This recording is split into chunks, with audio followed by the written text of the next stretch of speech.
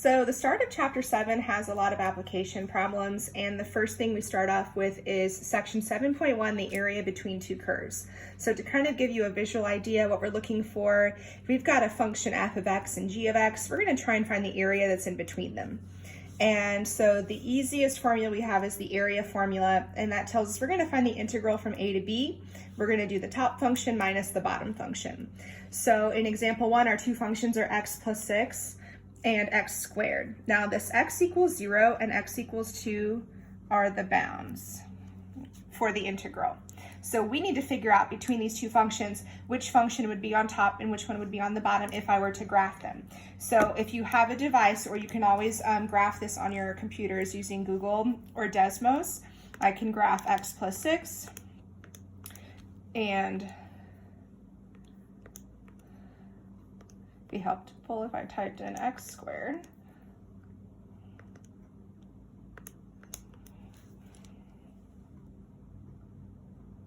And you can easily see this line here is our function on the top between the x values of 0 to 2.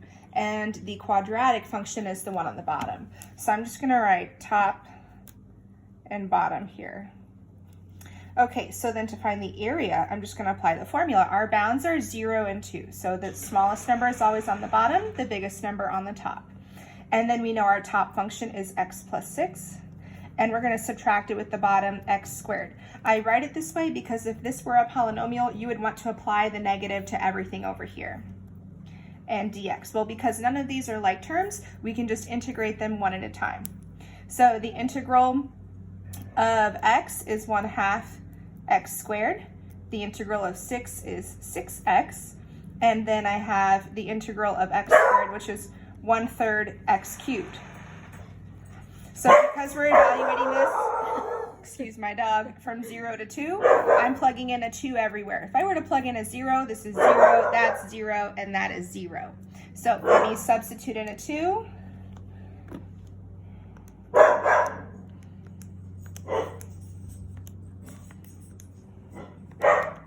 She is quite upset that the neighbor is mowing. Okay, and we get an area of 34/3. You can convert that to a decimal if you want to, but that's just going to be our area. That's if we're given bounds. Now I have the exact same two functions, but no bounds are given to you this time. We already know this is the function on the bottom, and then this is the one on the top. But I want to show you what we do if there are no bounds. Okay, we're actually going to set them equal to each other. So x squared would equal x plus 6. So this has nothing to do with the integral yet. It's all about figuring out what the bounds are.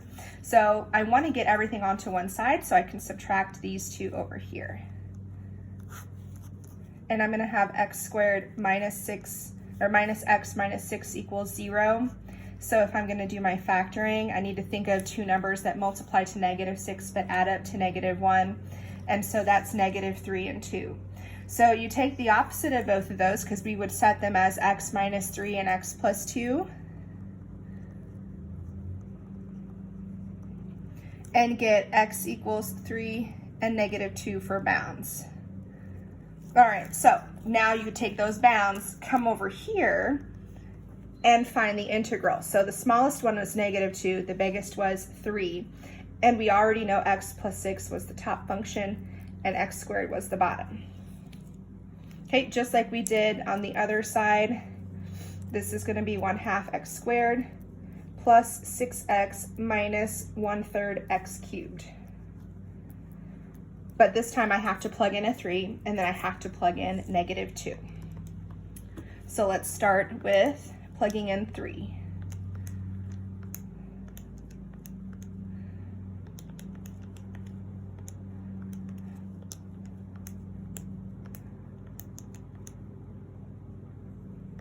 Okay, so if I were to plug in a 3 everywhere, I get 13.5. Okay, then I'm going to plug in -2.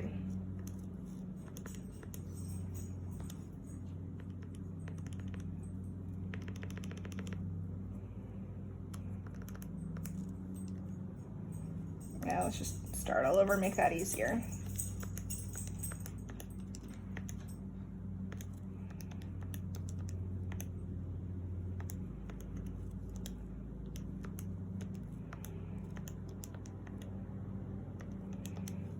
Okay, and then we get negative 22 thirds. So let's evaluate this to get our final answer. 13.5 and 2 negatives are really just going to mean we're going to add that together to 22 thirds.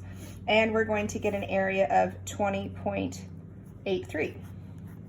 Okay, so just kind of remember, if you don't have bounds, set the two functions equal to each other to get them. If you do have bounds, use them, but you need to first figure out which function is on top and which one is on the bottom.